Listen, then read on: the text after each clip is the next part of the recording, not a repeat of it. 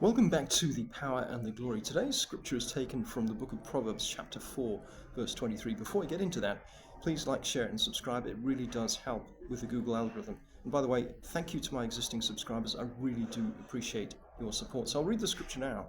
Above all else, guard your heart, for everything you do flows from it. So what does it really mean to guard your heart? Well, to guard your heart means being careful with the choices you make with your heart. Particularly as Christians, it's important to put your faith first, put God first. If you're choosing your partner or a friend, it's really essential that you commit your time, energy, and affection to someone who's like you, who's aligned with God and shares the same value system as you have.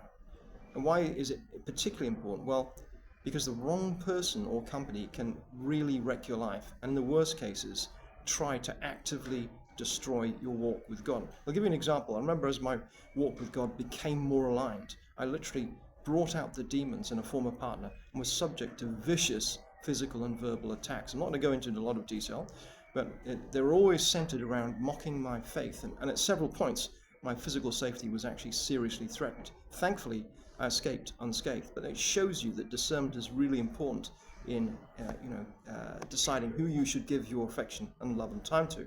So first impressions can be deceiving.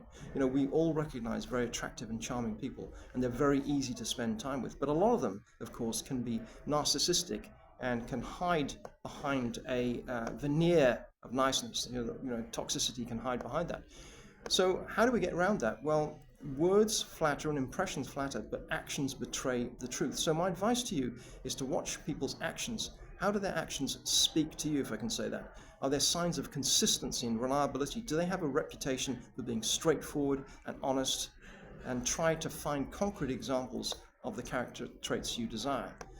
The other thing is, don't think you can change people. The easiest way to become the patron saint of lost causes is when you think you can change a person you like. If someone shows you through their actions how they truly are, believe them and move on. The worst thing you can do is try and change them. Change like this is a thing between them and God only. Choose the right company, of course. You're more likely to be changed negatively by the wrong company than you are being able to bring those people up to your level. So pick the right company always.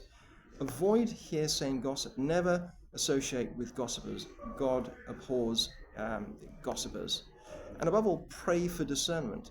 If in doubt, like King David, ask God for discernment and his guidance. If you're unsure about a friend or a potential partner, pray for discernment from God. So as the scripture says, keep your heart with all diligence, for out of it are the issues of life.